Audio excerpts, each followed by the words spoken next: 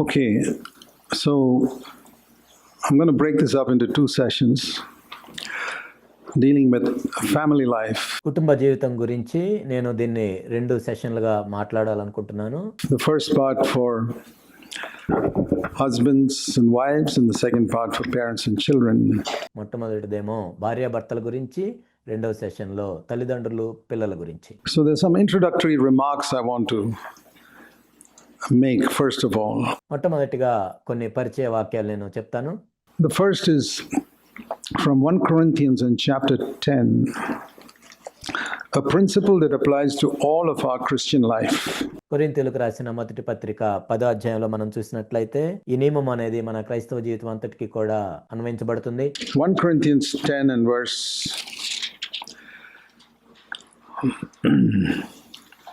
31. కొరింథీయులకు రాసిన మొదటి పత్రిక 10వ అధ్యాయం 31వ వచనం. Whether you eat or drink, eating and drinking is the most normal daily thing that we do. కాబట్టి మీరు భోజనము చేసిన్ను, పానము చేసిన్ను, మనము ఆహారము తినటము, నీళ్లు తాగటం అనేది ప్రతిరోజు మనము చేసే సామాన్యమైన ప్రక్రియ. Whether you eat or drink or whatever you do, కాబట్టి మీరు భోజనం చేసిన్ను, పానము చేసిన్ను, మీరేమి చేసిన్ను, that is relate to each other as husband and wife, bring up children, అది భార్యాభర్తల మధ్యన అయ్యుండొచ్చు, లేక తల్లిదండ్రులు పిల్లల మధ్య అయ్యుండొచ్చు, do all to the glory of God. సమస్తమును దేవుని మహిమ కొరకు చేయుడి. So that's the first thing we must remember, that మొట్టమొదట మనం గుర్తుంచుకోవాల్సింది ఏంటంటే we want to have a good husband-wife relationship, not to show other people in the church. భార్యాభర్తల మధ్య మనము మంచి సంబంధం కలిగి ఉండాలి, ఇదేదో సంఘంలో వేరే వాళ్ళకి చూపించుకోవటానికి కాదు. What a wonderful family life we have. That can be a tremendous temptation. నువ్వు ఎంత గొప్ప మంచి సహవాసం కలిగి ఉన్నావు అని ఇతరులకు చూపించుకోవాలని ఎంతో శోధించబడుతూ ఉంటావు. I want people in the church to see what a wonderful family life we have. That is a completely wrong motive.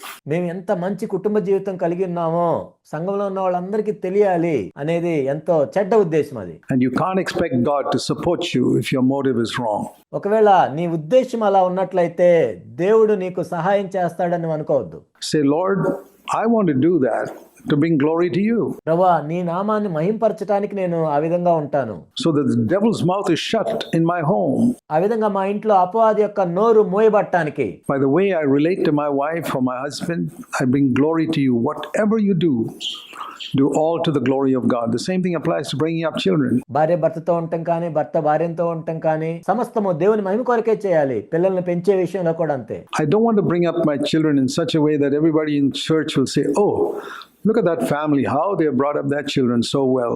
సంఘంలో ఉన్న ప్రతి ఒక్కరు చూసి, చూడండి ఆ కుటుంబాన్ని చూడండి, వాళ్ళ పిల్లల్ని ఎంత బాగా పెంచారో అని అందరూ అనుకోవాలని కాదు. There's such a tremendous temptation for that. ఆ విధంగా అందరు చెప్పుకోవాలి అని ఎంతో బలమైన శోధన అనేది అందరికి ఉంటుంది. In every area, remember this verse, whatever you do all to the glory of God. అది ఏ విషయంలో అయినా సరే ఈ వచనాన్ని గుర్తుపెట్టుకోండి, మీరేమి చేశాను సమస్తమును దేవుని మహిమ కొరకే చేయాలి. And if you work out your salvation in this area from all the other things we seek, not the glory of God, you'll find that you come to the destination quicker. కాబట్టి వేరే విషయాల్లో దేవుని మహిమ కోసం ఏదైతే చూడట్లేదో అవన్నీ కాకుండా ఈ విషయంలో మనం ఆ విధంగా చేస్తూ ఉన్నట్లయితే మనం ఎంతో త్వరగా గమ్యస్థానానికి చేరుకుంటాం. And so that's the first thing I want to say. నేను చెప్పాలనుకున్న మొట్టమొదటి విషయం ఇది. And the second thing I want to say as an introductory remark is from 1 Corinthians in chapter 4. ఈ పరిచయ వాక్యాల్లో నేను చెప్పాలనుకున్న రెండో విషయం ఏంటంటే మొదటి కొరింథీయులు 4వ అధ్యాయం. And that is, in the day that the Lord comes and he's going to judge తీర్పు దినమున దేవుడు మన జీవితంలో ప్రతి దాని గురించి తీర్పు తీరుస్తాడు. Our life, he's going to judge our family life, he's going to judge how husband and wife lived, he's going to judge how we bring up our children. భార్య గురించి, భర్త గురించి, మన పిల్లలను పెంచిన విధానం గురించి. And what is he going to judge? ఆయన ఏమని తీర్పు తీరుస్తాడు? It's not how well they behaved in the church service time. Church service టైంలో వాళ్ళు ఎంత బాగా ప్రవర్తించారు అన్నదాన్ని బట్టి కాదు. not how well other people thought your children were. Though that counts for zero. నీ పిల్లల గురించి వేరే వాళ్ళు ఎంత మంచిగా అనుకుంటున్నారు అన్నది కాదు, దాని విలువ శూన్యం. 1 Corinthians 4 verse 5 says, మొదటి కొరింథీ 4:5లో ఈ విధంగా ఉంది. in the middle, when the Lord comes, there are two things he's going to bring to light. In other words, these are the two things he's going to examine in the final day in our lives. ప్రభువు వచ్చినప్పుడు రెండు విషయాల గురించి ఆయన తీర్పు తీరుస్తాడు. ఇంకో మాటలో చెప్పాలంటే ఆయన మనల్ని పరీక్షించడానికి రెండు విషయాల గురించి వెలుగులోనికి తీసుకొస్తాడు. In husband-wife relationship, how you brought up your children. అది భార్యాభర్తల సంబంధం గురించి కావచ్చు, పిల్లల్ని పెంచే విషయంలో కావచ్చు. Number one, the things hidden in darkness. ఇందులో మొట్టమొదటిది ఏంటంటే అంధకారమందలి రహస్యములను వెలుగులోనికి తెచ్చును. That means how it was in your home when nobody could see how your children behaved. ఎవరు చూడనప్పుడు మీ పిల్లలు మీ ఇంట్లో ఎలా ప్రవర్తిస్తారు. Not how they behaved in the church meeting. Church meeting లో వాళ్ళు ఎలా ప్రవర్తించారన్నది కాదు. No, that is honor seeking. లేదు, అది కేవలం ఘనతను కోరుకోవటం. But how they behaved at home in the darkness when nobody in the church saw them. సంఘంలో ఉన్న వాళ్ళు ఎవరు వారిని చూడనప్పుడు అంధకారంలో వాళ్ళు ఏ విధంగా ప్రవర్తిస్తున్నారు. If you concentrate on that, దాని మీద నువ్వు దృష్టి సారించినట్లయితే it'll be okay in public. బహిరంగంగా వాళ్ళు బానే ఉంటారు. And the second thing is the motive. రెండోది ఏంటంటే ఉద్దేశము. One, the things hidden in darkness which nobody can see. మొట్టమొదటిది ఏంటంటే ఎవరు చూడని చోట అంధకారంలో ఎలా ఉన్నారు. And the other is the motive with which you want to have a good husband-wife relationship. నీవు భార్యాభర్తల మధ్య సంబంధం మంచిగా ఉండాలని నువ్వు ఎందుకు అనుకుంటున్నావు, నీ ఉద్దేశం ఏంటి. And the motive with which you want to bring up your children. నీ పిల్లల్ని నువ్వు సరిగా పెంచాలని నువ్వు ఎందుకు అనుకుంటున్నావు, నీ ఉద్దేశం ఏంటి. That we said earlier, for the glory of God. ఇంతకుముందు మనం చూసినట్లుగా అది దేవుని మహిమ కొరకే ఉండాలి. So if you concentrate on that, because so often, the emphasis can be, we must have a good testimony. దాని మీద మనం దృష్టించినట్లయితే అనేక సార్లు ఎలా ఉంటుందంటే మనం మంచి సాక్ష్యాన్ని కలిగి ఉండాలి అని అనుకుంటూ ఉంటాం. As husband and wife. భార్యాభర్తలుగా మనం మంచి సాక్ష్యం కలిగి ఉండాలి. That can be so much before the face of men. మనుషులు ఎదుట ఆ విధంగా ఉండాలని కోరుకుంటాం. Our children must behave properly and they not bring a bad name to the Lord so much before the face of men. మన పిల్లలు మంచిగా ప్రవర్తించాలి, ప్రభు కొరకు మంచి సాక్షులుగా ఉండాలి అని మనుషులు ఎదుట ఉండాలని కోరుకుంటూ ఉంటాం. That's important. Because it says, let your light shine before men. అది ప్రాముఖ్యమైనది, ఎందుకంటే మనుషుల ఎదుట మీ వెలుగుని ప్రకాశించనివ్వడని ఉంటుంది. The way you live and the way you bring up your children so that they will see it and bring glory to God. That's important. నువ్వు జీవించే విధానాన్ని బట్టి, నీ పిల్లలు ప్రవర్తించే దాన్ని బట్టి ఆ విధంగా ఉండటం మంచిదే. But it's dependent on the motive. కానీ ఏ ఉద్దేశంతో నువ్వు చేయాలనుకుంటున్నావు అన్నది కూడా ప్రాముఖ్యమైనది. And dependent on how we bring them up in the darkness when nobody can see. ఎవరు చూడనప్పుడు అంధకారంలో వారిని మనం ఏ విధంగా పెంచుతున్నాం అన్న దాని మీద ఇది ఆధారపడి ఉంటుంది. So those are some introductory remarks. ఇవి కొన్ని పరిచయ వాక్యాలు. And then we go to, first of all, husband-wife relationship. మొట్టమొదట మనము భార్యాభర్తల మధ్య ఉన్న సంబంధాన్ని చూద్దాం. So the first verse I want to show you is, husbands, be subject to your wives. Have you read that? Did I get it wrong? మొట్టమొదటి వచనాన్ని నేను మీకు చూపిస్తాను. భర్తలారా మీ భార్యలకు లోబడి ఉండుడి. మీకు తెలుసా ఇది? నేనేమైనా తప్పు చెప్తున్నానా? Did I get it wrong? I did not. నేనేమి తప్పు చెప్పట్లేదు ఇక్కడ. Please read with me Ephesians 5:21. ఎఫెసీయులకు రాసిన పత్రిక 5వ అధ్యాయం 21వ వచనం మనం కలిసి చదువుకుందాం. That's why I started with that verse, because that's what you never hear another preacher preach on that.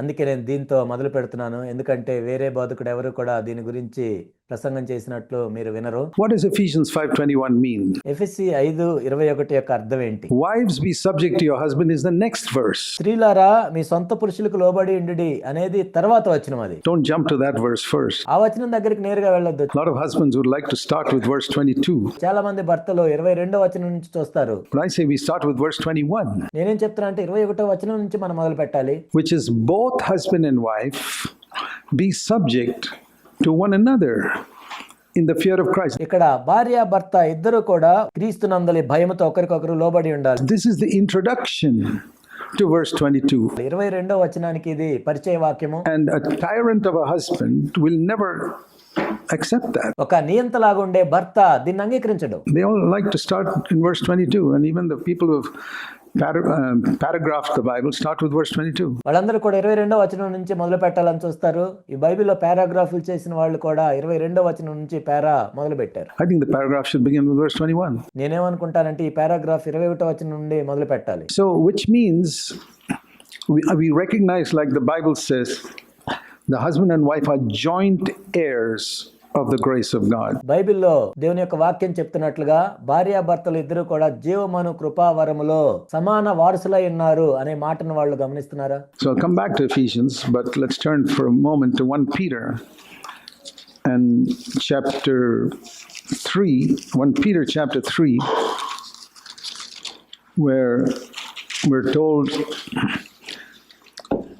verse 7, మొదటి పేతురు 3:7 ఈ విధంగా ఉంటుంది. husbands, live with your wives in an understanding way, knowing that she's a weaker vessel as a woman, showing her honor as a fellow heir of the grace of life. అటువలనే పురుషులారా, జీవమను కృపావరములో మీ భార్యలు మీతో పాలివారై ఉన్నారని ఎరిగి ఎక్కువ బలహీనమైన ఘటమని భార్యను సన్మానించుడి. Heir is a title reserved to prince and princess and someone who's going to be a king or a queen. ఇక్కడ పాలివారై ఉన్నారు అంటే కాబోయే రాజు రాణి అని అర్థము. So joint heir means there are two thrones, one for the husband and one for the wife. ఇక్కడ పాలివారై ఉంటమంటే ఏంటంటే ఇక్కడ రెండు సింహాసనాలు ఉంటాయి, ఒకటి భార్యకు ఒకటి భర్తకు. So the wife is not at the footstool, no. కాబట్టి ఇక్కడ భార్య భర్తకు ఒక పాదపీఠం వంటిది కాదు, కానీ She's on an equal throne at the same level as the husband, joint heir. ఇద్దరు కూడా రెండు సింహాసనాల్లో సమానంగా సమాన వారసులై ఉంటారు. One is not superior to the other of the grace of life. దేవుని యొక్క కృపావరములో ఒకరికంటే ఒకరు ఎక్కువని కాదు ఇక్కడ. So then the question comes, in what way do we go on to Ephesians 5:22, where it says the wives must be subject to their own husbands? ఇప్పుడు ప్రశ్న ఏంటంటే, మరి ఎఫెసీ 5:22లో స్త్రీలారా ప్రభువునకు వలె మీ సొంత పురుషులకు లోబడి ఉండుడి అని ఉంది. దీన్ని ఎలా అర్థం చేసుకోవాలి? If you've understood Ephesians 5:21 right, then you're ready for verse 22. నీవు ఎఫెసీ 5:21ని సరిగా అర్థం చేసుకున్నట్లయితే నీవు 5:22ను కూడా అర్థం చేసుకోవటానికి సిద్ధపడి ఉంటావు. If you have not understood Ephesians 5:21 properly, I would say don't rush into verse 22. నీకు ఎఫెసీ 5:21 సరిగా అర్థం కాకుండా ఉన్నట్లయితే అప్పుడే తొందరపడి 22 దాకా వెళ్ళొద్దు. Learn verse 21 first, where కాబట్టి ముందు 21వ వచనాన్ని అర్థం చేసుకోవాలి. అదేంటంటే both are to be subject to one another in the fear of Christ, recognizing that Christ is ultimately the head of your home. క్రీస్తునందలి భయముతో ఒకనికొకడు లోబడి ఉండుడి. ఈ ఇంటికి యజమాని క్రీస్తే అని మొట్టమొదట ఇద్దరు అర్థం చేసుకోవాలి. Not you. నువ్వు కాదు. And you recognize that Christ is the head of your home and you are both joint heirs. మీ ఇంటికి యేసుక్రీస్తు ప్రభువారే అధిపతిగా ఉన్నాడని మీరు గమనించి మీ ఇద్దరు కూడా దేవుని కృపావరములో పాలివారై ఉన్నారని సమాన వారసులై ఉన్నారు అని మీకు అర్థమైన తరువాత then you are ready to be the head of your wife, not otherwise. అప్పుడు నీ భార్యకు నువ్వు అధిపతిగా ఉండొచ్చు. In that connection, I'd also like you to look at 1 Corinthians in chapter 11. 1 Corinthians 11, దీనికి సంబంధించి 1 కొరింథీ 11వ అధ్యాయంలో కూడా మనం ఒక మాటను చూద్దాం. where, this is the reason why men are told to pray without their head being covered. అందుకే ఇక్కడ పురుషులు తమ తలకు ముసుగు వేసుకోకుండా ప్రార్థన చేయాలని చెప్పబడింది. And women are asked to pray with their head being covered. Here's the reason. స్త్రీలు అయితే తలకు ముసుగు వేసుకొని ప్రార్థన చేయాలని ఇక్కడ చెప్పబడింది. దానికి కారణం ఇక్కడ ఉంది. The reason is this, that Christ, 1 Corinthians 11:3, Christ is the head of every man and Christ must not be covered. ఇక్కడ మనం 3వ వచనంలో చూసినట్లయితే ప్రతి పురుషునికి శిరస్సు క్రీస్తు అయి ఉన్నాడు కాబట్టి శిరస్సుని కప్పకూడదు. That's why men do not cover their heads in the church meeting. కాబట్టి పురుషులు చర్చ్ మీటింగ్ లో ముసుగు వేసుకోకూడదు. Understand that. దాన్ని అర్థం చేసుకోవాలి. Whereas the man is the head of the woman. And man must be covered. ఒక స్త్రీకి పురుషుడు తలగా ఉన్నాడు కాబట్టి పురుషుణ్ణి కప్పివేయాలి. Man's glory is not to be seen in church. That's why a woman veils her head. సంఘంలో పురుషుని యొక్క మహిమ అవసరం లేదు కాబట్టి స్త్రీ తన తల మీద ముసుగు వేసుకోవాలి. It's more than a spirit of submission. లోబడటానికి గుర్తిది, కానీ దానికంటే ఎక్కువైంది. So here is the order. 1 Corinthians 11 verse 3. ఇక్కడ క్రమాన్ని మనం చూస్తూ ఉన్నాము. 1 కొరింథీ 11:3. God the Father and beneath him Christ. When we say beneath him, we also know he's equal. క్రీస్తుకు దేవుడు శిరస్సు అయి ఉన్నాడు, అంటే దేవునికి క్రింద క్రీస్తు ఉన్నాడు. కానీ ఇక్కడ మనం చూసినట్లయితే దేవుడు క్రీస్తు ఇద్దరు సమానులే. Jesus Christ was equal with the Father. యేసు క్రీస్తు ప్రభువారు కూడా దేవునికి సమానులే. In what way is it said that God is the head of Christ? కానీ మరి ఏ విధంగా దేవుడు క్రీస్తుకు శిరస్సు అయి ఉన్నాడు? Jesus voluntarily took the place of submission to the Father on earth. ఈ భూమి మీద యేసు క్రీస్తు ప్రభు తండ్రికి విధేయత చూపించడానికి స్వచ్ఛందంగా తానే నిర్ణయించుకున్నాడు. No compulsion. ఇక్కడేమి బలవంతం లేదు. He voluntarily came and submitted to the Father on the earth, even though he was equal with him. యేసు క్రీస్తు ప్రభువారు తండ్రితో కూడా సమానుడైనా కానీ ఆయనే స్వచ్ఛందంగా ఈ భూమి మీద దేవునికి లోబడ్డాడు. And in that sense, man is the head of a woman. అదే విధంగా పురుషుడు కూడా స్త్రీకి శిరస్సుగా ఉన్నాడు. You got it? అర్థమైందా మీకు? So the man is the head of the woman, పురుషుడు స్త్రీకి శిరస్సుగా ఉన్నాడు. recognizing that God and Christ are equal. దేవుడు క్రీస్తు సమానులుగా ఉన్నట్లుగానే He and the woman are equal. అదే విధంగా పురుషుడు స్త్రీ కూడా సమానులే. And the woman submits to the man exactly like Jesus submitted to the Father. అయితే ఒక స్త్రీ స్వచ్ఛందంగా పురుషునికి ఏ విధంగా లోబడుతుందంటే క్రీస్తు స్వచ్ఛందంగా దేవునికి ఏ విధంగా లోబడ్డాడో ఆ విధంగా.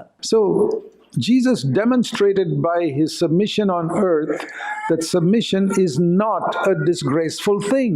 యేసుక్రీస్తు ప్రభువారు ఈ భూమి మీద ఎంతో స్వచ్ఛందంగా దేవునికి లోబడ్డాడు. ఆ లోబట్టం అనేది ఏదో అవమానకరమైందని కాదు. It's a glorious, wonderful thing to submit. Who demonstrated that? Jesus Christ. కాబట్టి ఆ విధంగా లోబట్టం అనేది ఎంతో మహిమకరమైంది. ఎవరు చూపించారు ఆ విధంగా? యేసుక్రీస్తు ప్రభువారు చూపించారు. And who has the opportunity to demonstrate that in a home? కాబట్టి ఇంట్లో ఎవరికి అవకాశం ఉంటుంది ఆ విధంగా లోబట్టడానికి? Both husband and wife. ఇద్దరికి ఉంటుంది, భార్యకి భర్తకు. As the husband is subject to Christ and treats his wife in a respectful way, భర్త క్రీస్తుకు లోబడి తన భార్యను ఎంతో గౌరవంగా చూసుకుంటూ సన్మానిస్తూ, just like Jesus treats us with respect. Do you know that Jesus never forces us to do anything? యేసుక్రీస్తు ప్రభువారు మనల్ని ఏ విధంగా గౌరవంగా చూసుకుంటారో మీకు తెలుసు. ప్రభు ఎవరిని కూడా బలవంతం చేయడు. The Old Testament law was thou shalt not, thou shalt not. That's old covenant. పాత నిబంధనలో మనం చూసినట్లయితే ధర్మశాస్త్రం నువ్వు ఇది చేయాలి, ఇది చేయకూడదు, ఇది చేయాలి, ఇది చేయకూడదు అని పాత నిబంధనలో ఉంటుంది. In the new covenant, Jesus used the word if any man will come after me. క్రొత్త నిబంధనలో అయితే యేసుక్రీస్తు ప్రభువారు ఎప్పుడు ఈ విధంగా చెప్పేవాళ్ళు, ఎవరైనా ఒకవేళ నన్ను వెంబడించాలనుకుంటే let him follow me. So there is a freedom that Jesus gives us to choose every day.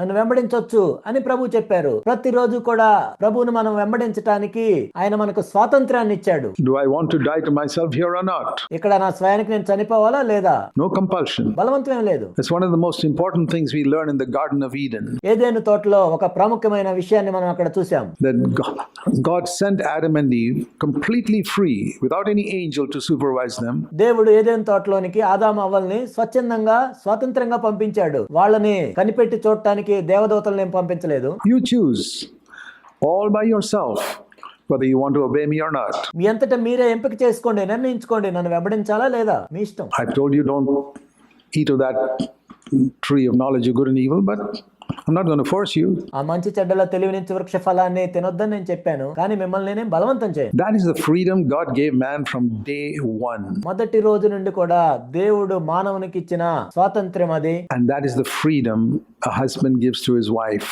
ఒక భర్త కూడా భార్యకు అదే స్వాతంత్ర్యాన్ని ఇస్తాడు. To choose whether she will obey or not. తను విధేయత చూపిస్తుందా లేదా ఎంచుకోవటానికి. And if she's a God-fearing woman, ఒకవేళ తాను దైవభక్తి కలిగిన స్త్రీ అయితే she will do what Jesus did in submission to the Father. యేసుక్రీస్తు ప్రభువారు తండ్రికి ఏ విధంగా లోబడ్డాడో ఆ విధంగా తాను కూడా లోబడటానికి నిర్ణయం తీసుకుంటుంది. So we know that the husband is to love the wife like Christ loved the church. మనకి తెలుసు క్రీస్తు సంఘాన్ని ఏ విధంగా ప్రేమించాడో భర్త కూడా భార్యను ఆ విధంగా ప్రేమించాలి. So Christ is the example for the man. ఇక్కడ క్రీస్తు ప్రభువారు పురుషునికి మాదిరిగా ఉన్నాడు. But here we read Christ is the example for the woman as well. కానీ ఇక్కడ మనం చూస్తుంది ఏంటంటే ఒక స్త్రీ కూడా క్రీస్తు ప్రభు మాదిరిగా ఉన్నాడు. In the way he submitted to the Father. తన తండ్రికి ఏ విధంగా లోబడ్డాడో దాన్ని బట్టి. So we don't consider only Ephesians 5, where it says, as the church is subject to Christ. కాబట్టి ఇక్కడ మనం కేవలం ఎఫెసీ 5లోనే చూడటం కాదు, సంఘము క్రీస్తునకు లోబడినట్లుగా. So the woman must be subject to the man, ఆ విధంగా స్త్రీ కూడా భర్తకు లోబడాలని. because the woman is to be subject to the man just like Jesus was submit to the Father. అయితే ఒక స్త్రీ క్రీస్తు ప్రభు తండ్రికి ఏ విధంగా లోబడ్డాడో ఆ విధంగా కూడా లోబడాలి. And above your husband is God. నీ భర్తకు పైన దేవుడు ఉంటాడు. That's why in situations where the husband is unconverted, and we have numerous cases like that in the world of a woman whose husband is not converted. చాలా మంది భర్తలను మనం చూసినట్లయితే వాళ్ళు మారు మనసు పొందని భర్తలను కలిగి ఉన్న స్త్రీలు ఉన్నారు అనేక మంది. What should she do when her husband asks her to bow down to an idol? ఒక విగ్రహానికి మొక్కమని తన భర్త చెప్పినప్పుడు ఆ స్త్రీ ఏం చేయాలి? That we know. She will say no. Why does she say no? ఆమె చేయలేను అని చెప్తుంది. ఎందుకు చెప్తుందంటే there's a reason for it. Because above her husband is Christ. తనకు భర్తకు పైన క్రీస్తు ప్రభు అధికారిగా ఉన్నాడు. That's why she says no, I cannot bow down to an idol. అందుకే ఆమె చెప్తుంది విగ్రహాలకు నేను మొక్కలేను అని. It's not blind submission to the husband. అంటే భర్త చెప్పింది గుడ్డిగా చేయటం కాదు ఇక్కడ. Now if there was nobody above the husband, then she just has to obey whatever the husband says.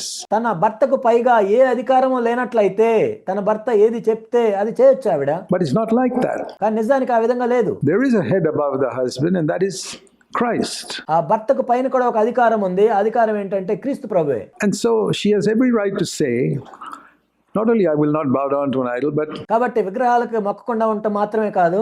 darling, I'm not going to tell that lie, even though you want to ask me to tell a lie. I'm sorry, I won't say it. నువ్వు ఏదైతే అబద్ధం చెప్పమన్నావో darling నేను ఆ అబద్ధం కూడా చెప్పలేను అని చెప్పొచ్చు. I'm not going to cheat someone, even though you ask me to do that. కాబట్టి నువ్వు ఎవరినో మోసం చేయమని చెప్తే నేను మోసం చేయలేను. I don't have to submit to you if my conscience tells me that Christ does not permit me to do that. It's very important to understand that. కాబట్టి యేసుక్రీస్తు ప్రభు ఏదైతే నాకు అనుమతించలేదో, నా మనస్సాక్షి ఏదైతే నాకు అనుమతించట్లేదో ఆ విషయంలో నేను నీకు విధేయ చూపించలేను. So it's a very beautiful relationship that God has planned for husband and wife. You see, just like the relationship that Jesus has with me, he never forces me to do anything. కాబట్టి భార్యాభర్తల విషయంలో కూడా దేవుడు ఎంతో అందమైన సంబంధాన్ని ఇక్కడ ఉంచాడు. యేసుక్రీస్తు ప్రభు కూడా నన్ను ఏది ఫలాన్ని చేయమని బలవంతం చేయడు. He's never forced me to do a single thing in my life. In all the 60 years I've known him, నాకు 60 సంవత్సరాలుగా యేసుక్రీస్తు ప్రభు తెలుసు.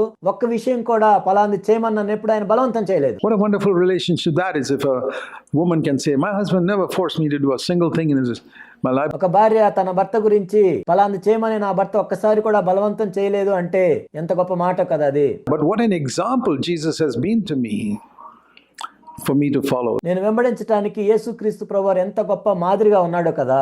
That is how a husband is to lead. భర్త భార్యను ఆ విధంగా నడిపించాలి. Jesus is a shepherd of the sheep. యేసుక్రీస్తు ప్రభువారు గొర్రెలను నడిపించే గొప్ప కాపరిగా ఉన్నాడు. And a husband must be the shepherd for the wife. భర్త కూడా భార్యకు ఆ విధంగా కాపరిగా ఉన్నాడు. It's not for the husband to say to the wife, why can't you get victory over your anger? నీ కోపం మీద నీకు జయం ఎందుకు రావట్లేదు అని చెప్పటం కాదు. Okay? Let the husband be the shepherd and demonstrate by leading the sheep in a life without anger. కాబట్టి భర్త కూడా ఒక మంచి కాపరిగా గొర్రెలను నడిపించినట్లుగా కోపం లేకుండా జీవించి చూపించాలి. And say, follow me as I follow Christ. నేను క్రీస్తును పోలి నడుచుకున్న ప్రకారం నీవు కూడా నన్ను పోలి నడుచుకోమని చెప్పాలి. This is true Christian marriage, ఇది నిజమైన క్రైస్తవ వివాహం. where the husband is the leader. భర్త ఒక నాయకుడిగా ఉంటాడు. Not the leader commanding people like a general, but the leader like a shepherd going in front of the sheep. ఇక్కడ నాయకుడు అంటే ఏదో ఆర్మీలో ఒక జనరల్ లాగా ఆజ్ఞలు ఇవ్వటం కాదు, ఒక కాపరి వలె ముందు నడిపిస్తూ ఉంటాడు. And so if you can see this balance, you can see what a glorious thing it is. ఈ సమతుల్యాన్ని మనం చూసినట్లయితే ఇది ఎంత మహిమకరమైందో మనకు అర్థమవుతుంది. A Christian marriage is to demonstrate the relationship, క్రైస్తవ వివాహం అనేది దేన్ని సాదృశ్యంగా చూపిస్తుందంటే the perfect relationship that Jesus wants to have with us, that Jesus had with the Father. యేసుక్రీస్తు ప్రభువారు తండ్రితో ఎటువంటి సంబంధం కలిగి ఉన్నాడు, ప్రభు నాతో ఎటువంటి సంబంధం కలిగి ఉన్నాడు. It's demonstrated in a husband-wife relationship at home. ఇది ఇంట్లో భార్యాభర్తల మధ్య సంబంధంలో వ్యక్తం చేయబడుతుంది. So we were comparing the old and new covenant in the previous weeks, but this also is important. మనము పాత నిబంధనకి క్రొత్త నిబంధనకి మధ్య ఉన్న వ్యత్యాసాలను చూస్తూ ఉన్నాం. ఇది కూడా ఎంతో ప్రాముఖ్యమైనది. Because in the old covenant, there's no emphasis given on husband-wife relationship. ఎందుకంటే పాత నిబంధనలో మనం చూసినట్లయితే భార్యాభర్తల మధ్య ఉండే సంబంధం గురించి నొక్కి చెప్పలేదు. You go through all the 39 books of the Old Testament, there's no teaching on husband-wife relationship. పాత నిబంధనలో ఉన్న 39 పుస్తకాల్లో మనం చూసినట్లయితే ఎక్కడా కూడా భార్యాభర్తల మధ్య సంబంధం ఏ విధంగా ఉండాలి అనేది చెప్పబడలేదు. It just says don't be unfaithful to your wife, don't commit adultery. భార్యాభర్తల మధ్య ఎటువంటి విశ్వాసఘాతుకం ఉండకూడదు, వ్యభిచారం చేయకూడదు. And in Malachi chapter 2, there are a few exhortations of not being unfaithful to your wife. Malachi గ్రంథం 2వ అధ్యాయంలో కూడా నీ భార్య ఎడల అపనమ్మకంగా ఉండకూడదు అని కొన్ని హెచ్చరికలు ఉన్నాయి. But otherwise, there's no teaching on husband-wife relationship. In fact, in Deuteronomy, we are even said that if you're not happy with your wife, you can divorce her. అంతేకాని భార్యాభర్తల మధ్య సంబంధం గురించి ఎటువంటి బోధ లేదు. నిజానికి మనం ద్వితీయోపదేశ కాండంలో చూసినట్లయితే నీ భార్య పట్ల నువ్వు సంతోషంగా లేనట్లయితే నీవు పరిత్యాగ పత్రిక ఇవ్వచ్చు అని ఉంది. Not that you can divorce, but it says if you do divorce her because you're not happy, give her a certificate of divorce. God never commanded divorce. అంటే నువ్వు విడాకులు ఇవ్వాలి అని దేవుడేమి ఆజ్ఞ ఇవ్వలేదు, కానీ ఒకవేళ నువ్వు విడాకులు ఇస్తుంటే ఆ పరిత్యాగ పత్రిక ఇవ్వాలి అని చెప్పారు. When the Pharisees asked Jesus about it, he said it's because of the hardness of your heart. పరిసయ్యులు దీని గురించి ఒక ప్రశ్నను ప్రభువుని అడిగినప్పుడు ఇలా దేవుడు ఎందుకు చెప్పాడంటే మీ హృదయ కాఠిన్యమును బట్టి. That God permitted. Permitted is different from commanded. He never commanded. దేవుడు అనుమతించాడు. అనుమతించడం వేరు, ఆజ్ఞాపించడం వేరు. He permitted. The Jews made that permission to a command. యూదులు ఏం చేశారంటే దేవుడు అనుమతించిన దాన్ని ఆజ్ఞగా మార్చుకున్నారు. But he did permit it, I must say. He did permit divorce in the Old Testament, and he said in Deuteronomy 24, if that woman whom you divorced wants to come back to you, you should not marry her again. అయితే పాత నిబంధనలో దేవుడు అనుమతించాడు. ద్వితీయోపదేశకాండం 24వ అధ్యాయంలో కూడా మనం చూస్తాం, ఒకసారి నువ్వు విడాకులు ఇచ్చిన తర్వాత ఆ భార్య నీ దగ్గరికి వచ్చినప్పుడు నీవు అనుమతించకూడదని ఉంటుంది. So in the new covenant, there's a tremendous emphasis on husband-wife relationship. This is one of the big differences between Old Covenant and New Covenant. కానీ కొత్త నిబంధనలో అయితే భార్యాభర్తల మధ్య సంబంధం గురించి ఎంతో చెప్పబడింది. ఇదెంతో ప్రాముఖ్యమైనది క్రొత్త నిబంధనలో కూడా. Like you've often heard me say, the church is like a 3-story building. నేను తరచుగా చెప్తూ ఉంటాను, సంఘం అనేది 3 అంతస్తుల భవనం. Where the foundation of this building, which is very important, ఈ భవనానికి పునాది అనేది ఎంతో ప్రాముఖ్యమైనది. is the fact that God loves us exactly like he loved Jesus. John 17:23. దేవుడు యేసుని ఏ విధంగా ప్రేమించాడో నన్ను కూడా అదే విధంగా ప్రేమిస్తున్నాడు. యోహాను సువార్త 17వ అధ్యాయం 23వ వచనం. Without that foundation, you cannot build the true body of Jesus Christ. ఆ పునాది లేకుండా నిజమైన యేసుక్రీస్తు ప్రభు యొక్క శరీరాన్ని నువ్వు నిర్మించలేవు. And on that is the first floor. And the first floor is our walk with God. దాని మీద మొదటి అంతస్తు ఏంటంటే దేవునితో మనం నడవటం. With a clear conscience, your personal walk with God, the husband and the wife. మంచి మనస్సాక్షితో దేవునితో వ్యక్తిగతంగా నడవటం భార్య, భర్త. Each walking with God with a clear conscience. That is the first floor. ఇద్దరు కూడా మంచి మనస్సాక్షితో వ్యక్తిగతంగా ప్రభువుతో నడవటం, అది మొదటి అంతస్తు. On top of that is the second floor. Or the second story. దాని మీద రెండో అంతస్తు ఏంటంటే where husband-wife relationship comes. ఆ రెండో అంతస్తు ఏంటంటే భార్య భర్తల మధ్య ఉండే సంబంధం. You cannot have that second story, the second floor, if you haven't got the first floor strong. కానీ మొదటి అంతస్తే లేకుండా రెండో అంతస్తులోనికి రాలేము. So if a husband and wife don't keep walk with a good conscience, they're never going to be able to build the second story, their mutual relationship. కాబట్టి భార్య భర్త వ్యక్తిగతంగా మంచి మనస్సాక్షి కలిగి ఉండి ప్రభువుని వెంబడించకుండా ఉన్నట్లయితే రెండో అంతస్తులోనికి వాళ్ళు రాలేరు. వాళ్ళ మధ్య సంబంధం సరిగా ఉండదు. They must remember that for a good husband-wife relationship, there has to be underneath a foundation. భార్య భర్తల మధ్య మంచి సంబంధం ఉండాలంటే మొట్టమొదటిగా పునాది సరిగా ఉండాలి. అదేంటంటే that God loves me as he loves Jesus. I'm secure in that. దేవుడు యేసుని ఏ విధంగా ప్రేమిస్తున్నాడు, నన్ను కూడా అదే విధంగా ప్రేమిస్తున్నాడు అని అటువంటి గ్రహింపు ఉండాలి. I'm not trying to prove myself to my husband or prove myself to my wife. No, I've got to prove nothing. లేనట్లయితే మనం భర్తకో భార్యకో ఒకరినొకరు రుజువు చేసుకోవటం అనేది ఏమి ఉండదు. ఏమని రుజువు చేస్తాం? God loves me as he loves Jesus. I'm secure in that love. దేవుడు యేసుని ప్రేమించినట్లే నన్ను కూడా ప్రేమిస్తున్నాడు కాబట్టి ఆ ప్రేమలో నేను భద్రపరచబడి ఉన్నాను. And on that foundation, I walk with a good conscience, husband or wife. ఆ పునాది మీద భార్య కానీ భర్త కానీ మంచి మనస్సాక్షి కలిగి ఉండి ప్రభువును వెంబడించాలి. Then you can build a good relationship as husband and wife. ఆ తర్వాత భార్యాభర్తల మధ్య కూడా మంచి సంబంధాన్ని పెంపొందించుకోవచ్చు. Very, very important. And the reason why many husband and wife conflicts come, the second floor is beginning to be shaky. ఇది ఎంతో ప్రాముఖ్యమైనది. ఎందుకు భార్యాభర్తల మధ్య అనేక సంఘర్షణలు జరుగుతూ ఉంటాయి, రెండో అంతస్తు ఎందుకు కదల్చబడుతూ ఉంటుంది అంటే, Because they are not founded on a good foundation. They don't believe that God loves them as they love Jesus. They are insecure, వారి పునాది సరిగా లేదు, వారు దేవుని ప్రేమలో భద్రపరచబడలేరు, or they don't each walk with a good conscience. లేక వ్యక్తిగతంగా వారు మంచి మనసాక్షితో ప్రభువుని వెంబడించడం లేదు. So remember, when you have a problem there on the second floor, it's not because of husband-wife relationship.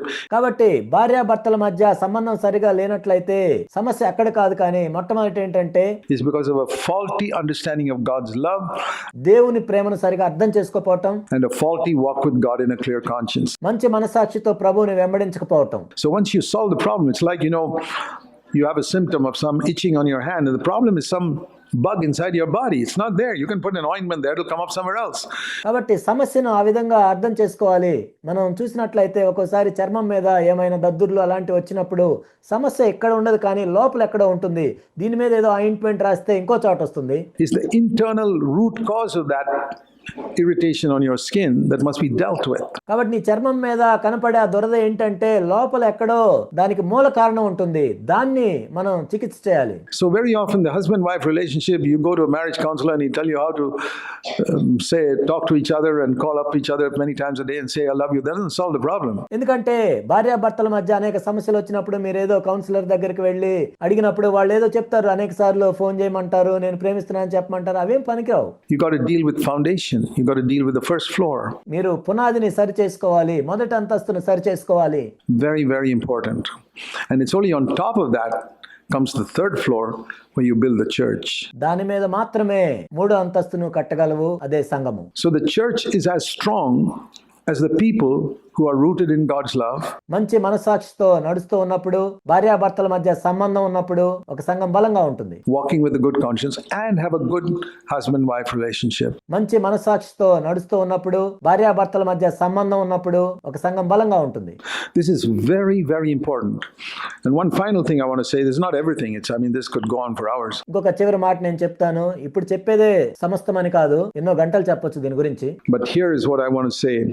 Here is another thing which is never found in the Old Testament. నేను ఇంకో మాట ఇక్కడ చెప్పాలనుకుంటున్నాను. దీన్ని కూడా మనము పాత నిబంధనలో చూడం. Be filled with the Holy Spirit as a command. పరిశుద్ధాత్మతో నింపబడి ఉండుడి, ఇది ఒక ఆజ్ఞ. We read of people on whom the Holy Spirit came in the Old Testament, mainly for ministry. పాత నిబంధనలో వారి మీదకి పరిశుద్ధాత్ముడు వచ్చినట్లుగా మనం చూస్తాము, ముఖ్యంగా అది పరిచర్య చేయడానికి. But here it's not talking about that old covenant filling with the Spirit. కానీ ఇక్కడ పరిశుద్ధాత్మతో నింపబడటం అంటే పాత నిబంధనలో నింపబడినట్లు కాదు, ఏదో మీదకు రావటం కాదు. Where the veil was on top and the Spirit was poured upon the person and flowed out like that.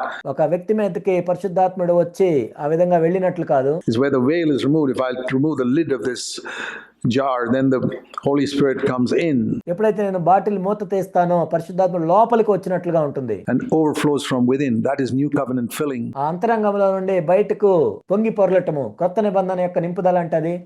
That is the filling of the Spirit mentioned in Ephesians 5:18. ఎఫెసీ 5:18లో పరిశుద్ధాత్మతో నింపబడి ఉండుడి అంటే అర్థం అది.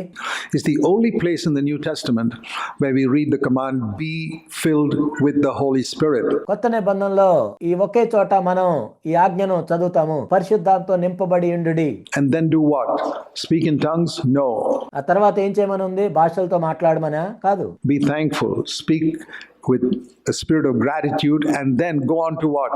కృతజ్ఞత కలిగి ఉండి, కృతజ్ఞత కలిగిన ఆత్మతో ఉండండి. ఆ తర్వాత Be subject to one another as husband and wife. భార్యాభర్తలుగా ఒకరికొకరు లోబడి ఉండుడి. Imagine that the command to be filled with the Holy Spirit leads on to the married life. చూడండి, పరిశుద్ధాత్మతో నింపబడి ఉండుడి అన్నది చివరికి అది వివాహ జీవితానికి దారితీస్తుంది. So I wish more people had seen this as the result of being filled with the Holy Spirit. పరిశుద్ధాత్మతో నింపబడితే ఏం జరుగుతుందో దాని ఫలితాన్ని ఈ విధంగా అనేక మంది చూడాలని నేను అనుకుంటున్నాను. What's the mark of a spirit-filled life? మనం ఆత్మతో నింపబడ్డాం అంటానికి గుర్తేంటి? That you have a good relationship as husband and wife. That's what it says here. భార్యాభర్తలుగా మీరు మంచి సంబంధాన్ని కలిగి ఉంటారు, అదే ఇక్కడ చెప్పబడింది. Let me read it. Be filled with the Spirit and, verse 21, be subject to one another in the fear of Christ. ఆత్మపూర్ణులై ఉండుడి, క్రీస్తునందలి భయముతో ఒకరికొకడు లోబడి ఉండుడి. And wives, be subject to your husbands. Husbands, love your wives as Christ loved the church. స్త్రీలారా ప్రభువునకు వలె మీ సొంత పురుషులకు లోబడి ఉండుడి. పురుషులారా మీ భార్యలను ప్రేమించుడి, క్రీస్తు సంఘమును ప్రేమించినట్లుగా. And wives, please, verse 33, respect your husband. Husband, love your wife. 33వ వచనము, మీలో ప్రతి పురుషుడును తనను వలె తన భార్యను ప్రేమించాలి, భార్య అయితే తన భర్త యందు భయము కలిగి ఉన్నట్లు చూచుకొనవలెను. The most important thing, verse 33, that a wife needs to know is the husband loves her. Verse 33. ఇక్కడ అతి ప్రాముఖ్యమైన విషయం ఏంటంటే 33వ వచనములో ప్రతి భార్య కూడా తన భర్త తను ప్రేమిస్తున్నాడు అని తెలుసుకోవడం. And the most important thing that a wife must do to her husband is respect her husband. భార్య చేయవలసిన అతి ప్రాముఖ్యమైన విషయం ఏంటంటే తన భర్తను గౌరవించాలి. Wives, respect your husbands. Husbands, love your wives. This is the result of being filled with the Holy Spirit. భార్యలారా మీ భర్తలను గౌరవించండి, భర్తలారా మీ భార్యలను ప్రేమించండి. పరిశుద్ధాత్మతో నింపబడిన తర్వాత కలిగే ఫలితాలు ఇవి. And the other thing I want to say, which is not in the New Testament, is what comes after this section on the home. కాబట్టి పాత నిబంధనలో లేనిది ఇంకో విషయాన్ని నేను చెప్తున్నాను. ఈ కుటుంబం గురించి చెప్పబడిన తర్వాత ఇంకొక విషయం వస్తుంది. This home section starts with husband and wife, chapter 6, verse 1 to 4, parents and children. ఇక్కడ కుటుంబం గురించిన సెక్షన్ ఇక్కడ 6వ అధ్యాయం 1 నుండి 4 వచనాలు ఉంటుంది. భార్యాభర్తలు, తల్లిదండ్రులు, పిల్లలు. And chapter 6, verse 5 and 9, servants and masters. 6వ అధ్యాయం 5 నుండి 9 వచనాలు మనం చూసినట్లయితే దాసులు, యజమానుల మధ్య సంబంధం గురించి ఉంటుంది. And in those days, all servants, all homes rather, had slaves and servants in their home. ఆ రోజుల్లో మనం చూసినట్లయితే ప్రతి ఇంట్లో కూడా దాసులు ఉంటారు, పనివాళ్ళు ఉంటారు. So it's all speaking about home relationships from chapter 5, verse 22 to chapter 6, verse 9. ఎఫెసీ 5:22 నుండి 6:9 వరకు కూడా ఇంటికి సంబంధించిన, కుటుంబానికి సంబంధించిన విషయాలు చెప్పబడ్డాయి. What is the introduction? Be filled with the Holy Spirit. ఇక్కడ పరిచయ వాక్యం ఏంటి? ఆత్మపూర్ణులై ఉండుడి. And what's the other side of this? Resist the devil. అయితే మరొక పక్క ఏం చెప్పబడింది? అపవాదిని ఎదురించుడి. This is the other thing. It's the only place in Scripture where we are told about putting on the armor of God to resist the devil. కాబట్టి లేఖనాల్లో ఒకే చోట ఇక్కడ చెప్పబడింది అదేంటంటే సర్వాంగ కవచనాన్ని ధరించుకొని అపవాదిని ఎదిరించాలని 11వ వచనం. And to stand finally against the schemes of the devil, and having overcome everything, verse 13, that you stand firm. Stand firm. Verse 13, verse 14. 13వ వచనం, అందుచేత మీరు ఆపద్దినమందు వారిని ఎదిరించుటకును సమస్తము నెరవేర్చిన వారై నిలవబట్టుకును శక్తిమంతులగునట్లు. It comes after home relationships. కుటుంబంలో ఉన్న సంబంధం తర్వాత వచ్చిన వాక్య భాగం ఇది. So here are two important New Testament truths. Be filled with the Spirit, fight the devil, resist him and overcome. ఇక్కడ రెండు క్రొత్త నిబంధన సత్యముల మధ్య ఒకటి ఏంటంటే ఆత్మపూర్ణులైండుడి, రెండోది ఏంటంటే అపవాదిని ఎదిరించుడి, సర్వాంగ కవచమును ధరించుకొనుడి. And in between these two brackets, as it were, అన్న దాని మధ్యలో, ఈ రెండు బ్రాకెట్ల మధ్యలో is husband-wife relationship, parent-children relationship. Do you see the importance of this? భార్యాభర్తల మధ్య సంబంధం ఉంది, తల్లిదండ్రులు పిల్లల మధ్య ఉన్న సంబంధం ఉంది. దీని ప్రాముఖ్యతను మీరు చూసారా? The devil's going to attack the home. That's what we read here. అపవాది కుటుంబం మీదకి దాడి చేయాలని వస్తాడు, అదే మనం ఇక్కడ చదువుతున్నాం. And you got to be filled with the Holy Spirit to build this home the way God wants you to build it. దేవుడు ఏ విధంగా మీ ఇంటిని కట్టాలనుకుంటున్నాడు ఆ విధంగా కట్టాలి అంటే ఆత్మతో నింపబడాలి అని దేవుడు చెప్తున్నాడు. And there you see how important the home is in the new covenant. కాబట్టి క్రొత్త నిబంధనలో ఒక ఇల్లు, గృహం అనేది ఎంత ప్రాముఖ్యమైందో మనం ఇక్కడ చూస్తున్నాం.